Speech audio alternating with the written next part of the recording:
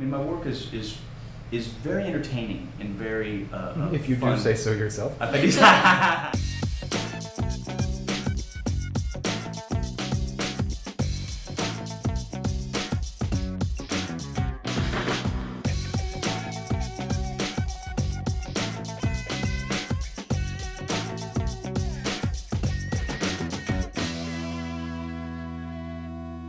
Hello again, welcome back to Fringe and Purge. I'm Trey Graham. I want you to meet a performer named Brian Neal. He's based in Seattle, and he's come to the other Washington with a solo show and a sidekick. The sidekick's named Bronte. The show is called Vaud Rats. Talk to me about this play. What is a Vaud Rat?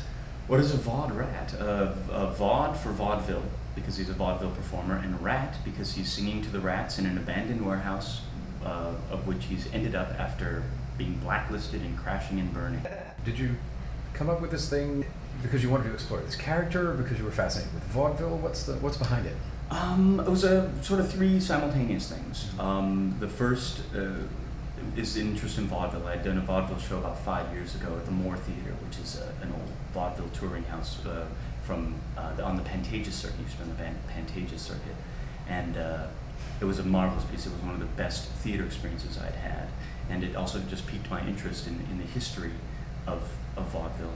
I'd also picked up the ukulele a few years ago and started writing songs on the uke, and a few of the songs I thought really lended themselves towards a sort of a storyline.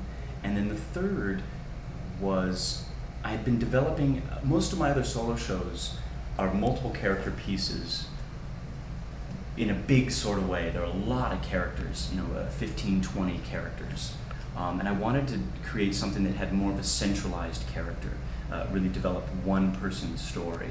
And the story he tells, the story of entertainer Cecil B. de Ukulele, is darker than a lot of you will expect. Vaudeville has a stereotype, and it, as a ukulele also has a stereotype of being this certain kind of goofy, like yaka yaka yaka sort of thing, and kind of bad. And a lot of the stuff that we've seen that's been recorded from that day, a lot of it is quite bad. but we were at the Bob Hope Museum today. Thank you, Bronte, for letting me go there. And we're like watching old routines from the Marx Brothers and old Bob Hope stuff. And it's actually quite rich and some of it quite dark. Mm-hmm. It had a range that we just don't know because it was before recorded media. Let's introduce Bronte, shall we? Since Yes. we've had her in a shot. Yes. Bronte is your light board operator and technical conspiracy. and your daughter. Yes. And Bronte, how old are you? 13. Wait, can we say this because she's underage? I'm almost 14. Okay, that's legal. And what are your responsibilities on the show exactly? The main one is light board, but anything that he wants me to do. Slave. Yeah, slave labor. And this is not the first time you've worked with your dad. No. What was the last one? What was the last project? I've helped out here and there, but the main ones have been in Edinburgh for the Edinburgh Fringe Fest. We did 2 plays, and I did the spotlight on one, and for both of them I helped backstage with changing and props and stuff. Neal is one of several veterans of the International Fringe Festival circuit to come to town for Capital Fringe, and so far, he says, Washington's homegrown effort is shaping up pretty well. And I've only had one show so far, and it's gone very well, but even aside from my personal experience in it, just the mood, the atmosphere around is pretty phenomenal. The key to a great fringe, he says, is a sense that the festival has sparked some kind of buzz across the city. The sense that people are talking about it and planning around it and getting excited about it. And this festival, even though it's a big city festival, really has that feel. Some of the other big city festivals like San Francisco and Minneapolis, there's really a sense of them being more sort of community festivals and having a more personal and sort of a low-key energy to them, and sort of less exciting. And this one's been pretty phenomenal.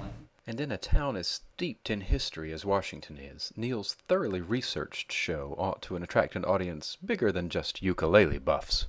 There's a lot of dense material. I mean, my work is is very entertaining and very if you fun. do say so yourself. I'm quoting others when I say that, but it's pretty dense as well. I mean, everything in the show is historically accurate, and by that I don't mean it takes place in a particular location.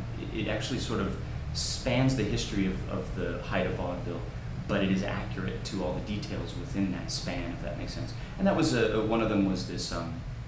It refers to the White Rats Performers Union, which was the precursor to Actors' Equity, which is the big performers union now. It was what started it. And so there's reference to that. He is a member of that at that time. There's other references. Actually, this will be interesting. To the Jerry Society, which was an organization that was against children working in the theater, specifically as performers, because a lot of it started as a way of sort of helping the kids under the auspice of helping the youth, but it was really about adult performers feeling slighted that children were stealing their place on the vaudeville bill. They were stealing their jobs. But a lot of performers, all of them that I'm forgetting right now, Milton Berle and Bob Hope, and Rose. I don't know. A lot of vaudeville performers, a lot of ones that became very big in television and radio thereafter, started as kid performers.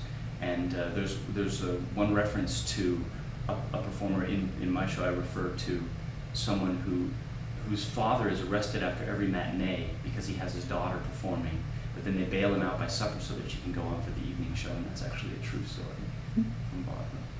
Brian Neal performs Vaudrats this Tuesday, Friday, Saturday, and Sunday at the Capital Fringe Festival. You should check it out, it's pretty good. For the Washington City Paper, I'm Trey Graham. Thanks for watching.